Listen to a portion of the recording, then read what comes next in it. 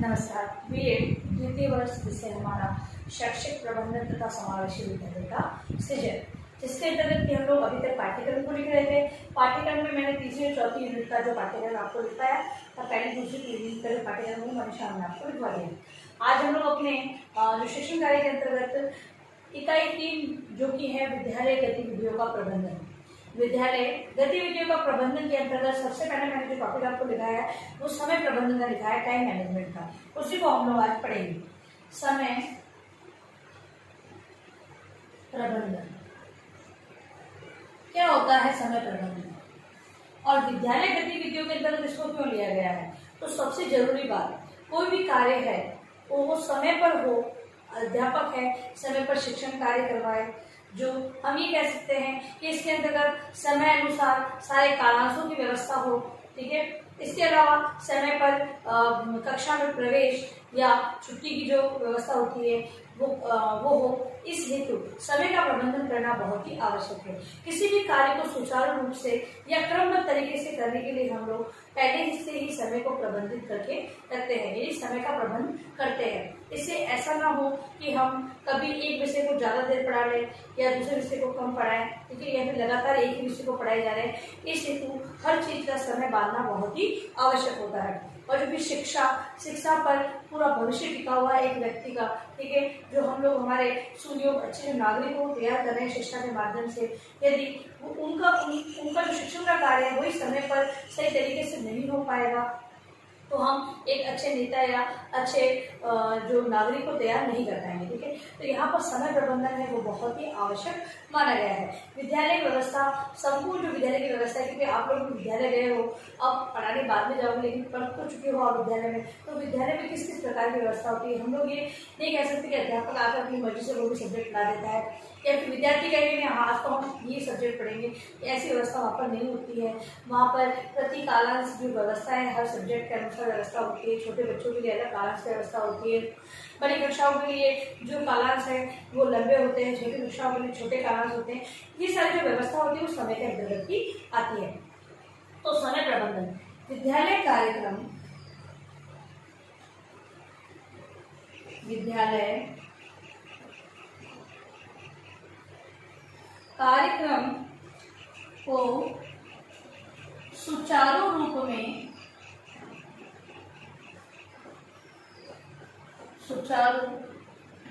रूप में चलाने के लिए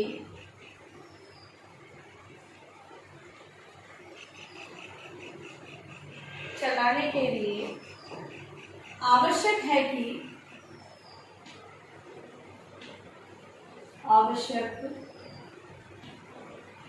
है कि समस्त कार्य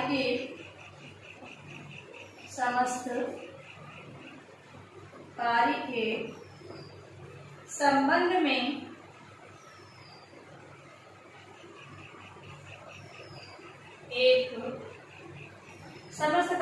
में एक व्यापक समय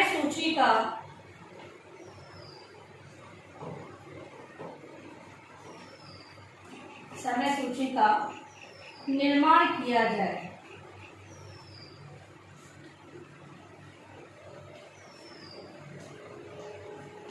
ठीक है, अगर हम सारे कार्यों को समय पर करना चाहते हैं या फिर विद्यालय जो व्यवस्था है कार्यक्रम को सुचारू रूप से चलाना चाहते हैं तो हमें क्या करना होगा, समस्त कार्य के संबंध में एक व्यापक समय सूची का निर्माण करना बहुत ही जरूरी है। अभी समय सारणी का निर्माण, अगर समय सूची का निर्माण किया जाएगा तो इससे क्या होगा, तो दैनिक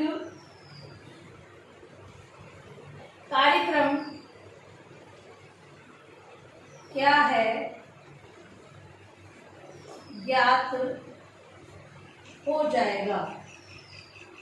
मतलब कि प्रतिदिन कौन सा कार्य हमें जाकर करना है, इस समय के अकॉर्डिंग जो समय का हमने प्रबंधन किया है उस व्यवस्था के आधार पर हम लोग ज्ञात कर लेंगे कि कौन सा कार्य किस प्रकार से करना है और आज का कार्य क्या क्या है, ये सारी सूची हमें प्राप्त हो जाएगी। अगला है समय सारणी। समय सारणी विद्यालय के दैनिक विद्यालय के दैनिक कार्यक्रमों को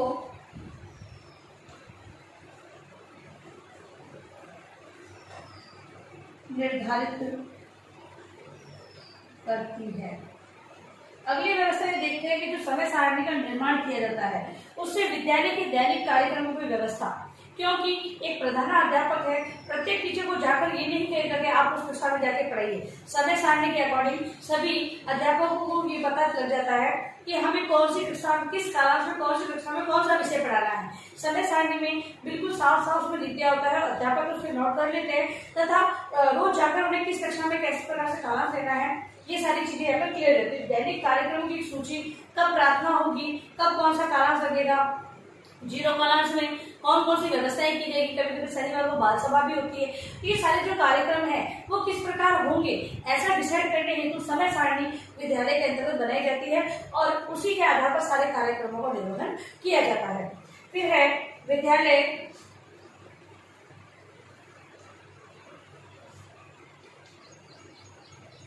कैलेंडर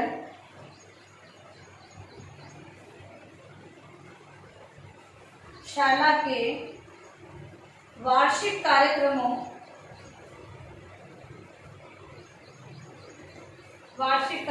के समय का निर्धारण करने के लिए प्रयुक्त होता है। ये दो बात की हमने दैनिक कार्यों की बात की। अब वार्षिक जो योजना है, किसी भी विद्यालय की वार्षिक योजना पूर्व में ही प्रधानाचार्य या प्रधानाध्यापक जो वहाँ पर स्थापित होता है वो पहले से ही बना लेता है, जिसके अंतर्गत की उत्सव पर्व जयंतियाँ किस प्रकार मनाई जाएगी, कौन कौन से अवकाश निश्चित किए गए हैं, इसके अलावा जो परीक्षा की व्यवस्था है वो कब कब होगी, किस किस प्रकार से परीक्षा का आयोजन किया जाएगा और कहाँ पर अगर जरूरत पड़ने पर अतिरिक्त कालांशों की व्यवस्था हो जाएगी। ये सारी जो चीजें होती है वो, क्योंकि जितनी बातें अगर सारा कैलेंडर अगर नहीं बना होगा वार्षिक, जैसे कि हम लोग शिविरा पंचांग की बात करते हैं उसमें आजकल जो मासिक शिविरा पंचांग छप रही है, लेकिन पहले वार्षिक शिविरा पंचांग छपती थी। उसी के आधार पर एक अध्यापक है वो अपनी साला कैलेंडर बनाता है। साला कैलेंडर देखो वार्षिक शिविरा पंचांग तो छप गया है, लेकिन एक अध्यापक को साला जो कैलेंडर है वो बनाना क्यों आवश्यक होता है? विद्यालय कैलेंडर साला कैलेंडर एक ही बात है, वो क्यों बनाना आवश्यक होता है? क्योंकि जैसे कि हम कहें कि कुछ छुट्टियां, कुछ अवकाश ऐसे होते हैं वो स्थानीय होते हैं। अब स्थानीय अवकाश उस स्थान के आधार पर ही निश्चित किए जाते हैं। तो प्रधानाचार्य को पता है कि यहाँ पर हमारे यहाँ पर ये स्थानीय अवकाश होते हैं, कोई मेले होते हैं, कोई एक ये वर्ग से संबंधित, किसी भी जाति वर्ग से संबंधित कुछ एक ऐसा फंक्शन होता है, वहाँ उस समय अवकाश में बहुत ही आवश्यक होता है जो कि ऐच्छिक अवकाश के अंतर्गत आता है। तो प्रधानाचार्य सारा कैलेंडर के अंतर्गत उन अवकाशों को भी शो करता है। जबकि जो शिविरा पंचांग होती है उसमें पूरा जो ऑल स्टेट होता है, ऑल स्टेट के आधार पर ही सारी छुट्टियों के बारे में ब्यौरा दिया होता है और परीक्षाओं का आयोजन भी उसी आधार पर किया गया होता है। जो लोकल जो क्लासेस होती हैं, बोर्ड की कक्षाओं के अतिरिक्त जो क्लासेस होती है उनकी व्यवस्था एक शाला जो होता है प्रधानाचार्य है वो अपने अनुसार व्यवस्थाएं कर सकता है। इसीलिए शाला कैलेंडर के अंतर्गत बिल्कुल साफ साफ उसके अंतर्गत एक प्रधानाचार्य को अपने अनुसार अपने स्थानीय क्षेत्र को ध्यान में रखते हुए वो व्यवस्था करनी होती है। अगर हम उदाहरण के लिए तो कुछ क्षेत्र जैसे कि माउंट आबू है, वहाँ पर सर्दियों की जो छुट्टियाँ पड़ती है गर्मियों के स्थान पर, क्योंकि वहाँ पर सर्दी ज़्यादा पड़ती है। तो ये है कि गर्मियों की जगह सर्दियों की छुट्टी देनी, तो एक शाला कैलेंडर के अंतर्गत एक प्रधानाचार्य को वहाँ पर छुट्टी गर्मियों की जगह सर्दी में शो करनी होगी। ठीक है, तो इस प्रकार से जो व्यवस्था है वो इस प्रकार की होती है। अब हम बात करते हैं शाला या विद्यालय कैलेंडर की। समय प्रबंधन की हमने बात की, जिसमें शाला कैलेंडर और समय सारणी दोनों आता है, ठीक है, ये समय का प्रबंधन होता है। और सबसे पहले हम अलग अलग हमारे कोर्स के अंतर्गत शाला कैलेंडर और समय सारणी दोनों अलग अलग बताई गई है। सबसे पहले हम लोग बात करेंगे शाला कैलेंडर या विद्यालय कैलेंडर की। शाला कैलेंडर या विद्यालय कैलेंडर, जैसा कि मैंने बताया कि प्रधानाचार्य वार्षिक एक योजना तैयार करता है जिसे हम शाला कैलेंडर या विद्यालय कैलेंडर कहते हैं। तो शाला कैलेंडर एक ऐसी योजना है, शाला कैलेंडर एक ऐसी योजना है, एक ऐसी योजना है जिसके अंतर्गत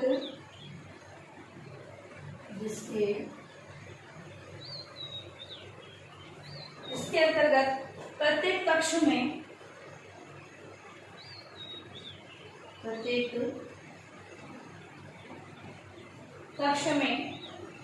अध्यापित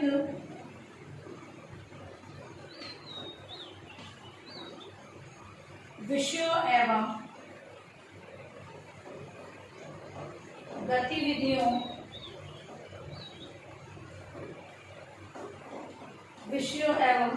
गतिविधियों का लेखा जोखा सम्मिलित है।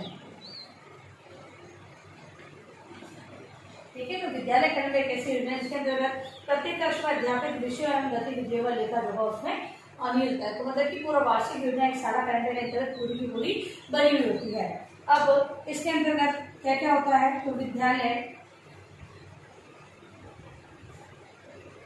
की कार्यावधि का ध्यान,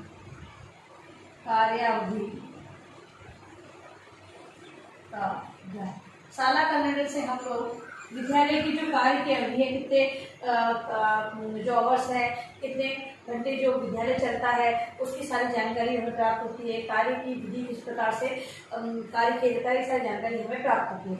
इसके अलावा विषयवार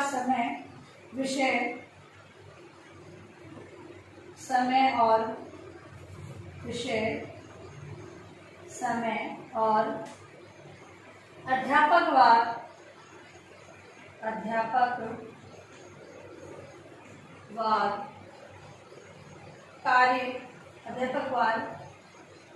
कार्य का लेखा जोखा। मतलब कि जो इसके अंतर्गत विभिन्न प्रकार के जो समय सारणियाँ बनी रहती है, उसमें विषय के आधार पर समय कौन कौन से विषय कौन कौन से अध्यापक पढ़ाते हैं समय के अनुसार। ठीक है, तो कालांश कौन से कालांश में कौन से अध्यापक कहाँ है, और अध्यापकों के नाम के अनुसार जैसी सारणी बनाई जाती है। इस प्रकार से हम लोग इसके अंतर्गत अध्यापकवार, समयवार और विषयवार अध्यापकों की क्या स्थिति है उसके बारे में जानकारी प्राप्त कर सकते हैं। इसके अलावा प्रधानाध्यापक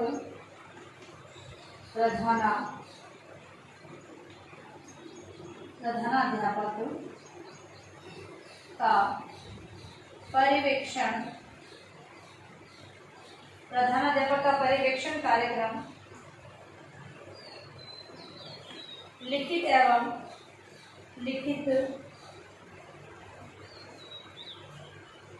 तथा गृह कार्य का समयबद्ध जांच कार्यक्रम।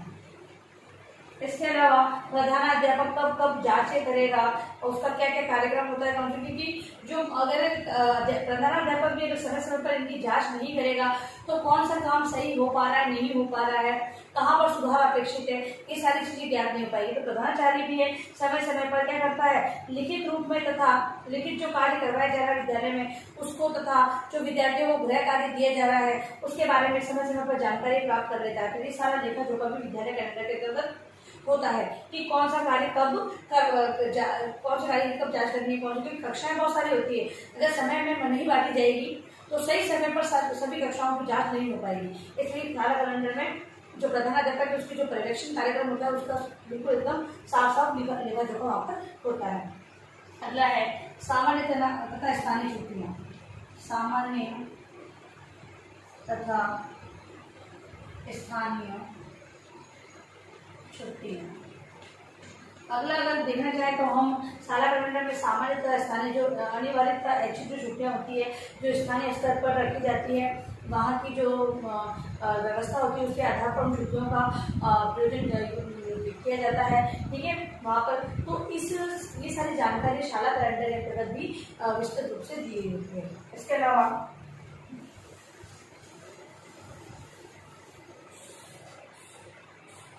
अध्यापक, अभिभावक, बैठक, अध्यापक अभिभावक बैठक। अगला जो चीज हमें देखने को मिलती है वो है अध्यापक तथा अभिभावक एसएमसी जो बनी होती है समिति, वो समय समय पर बैठकों का आयोजन करवाती है। जो विद्यालय है वो अपने व्यवस्था के अनुसार इन बैठकों का आयोजन करते हैं, जहाँ पर आजकल जो गवर्नमेंट के अंदर भी एसएमसी बनी हुई है तथा वहाँ पर भी पेरेंट्स टीचर मीटिंग का आयोजन किया जाता है। तो ये सारी व्यवस्था भी सारा कैलेंडर के अंतर्गत दी होती है। अगला है सहशैक्षिक प्रवृत्तियों और कार्यक्रम का अध्ययन। सहशैक्षिक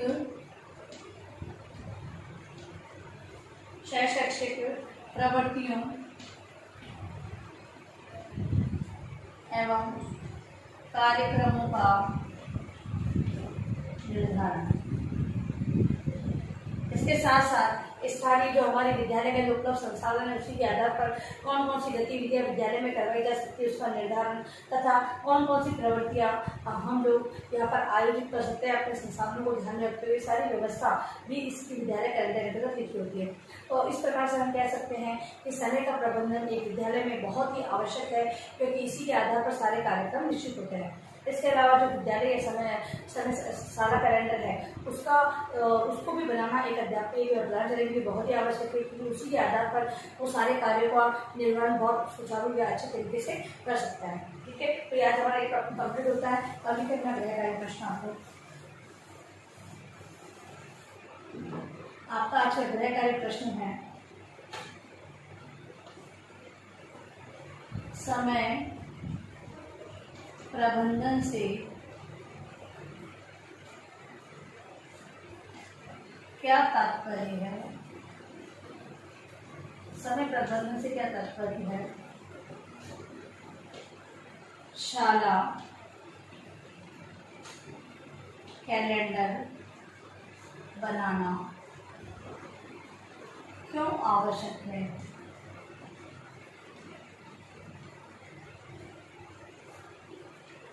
देखिए, ये दो गृहकार्य प्रश्न आपके जो लघुत्तर का प्रश्न है, इसका उत्तर आपको अपने उत्तर पुस्तिका में अनिवार्य रूप से लिखना है। और अंत में इस महामारी के दौर में आप बहुत ही ज़्यादा जरूरी काम हो तभी आप बाहर निकलें। बाहर अगर निकलते भी हैं तो 3 बातों का आपको विशेष ध्यान रखना होगा। मास्क लगाना है, सोशल डिस्टेंस बनाना है और हाथों को बार बार सैनिटाइज करते रहना है। सुरक्षित रहे, सभी का ध्यान रखें। धन्यवाद।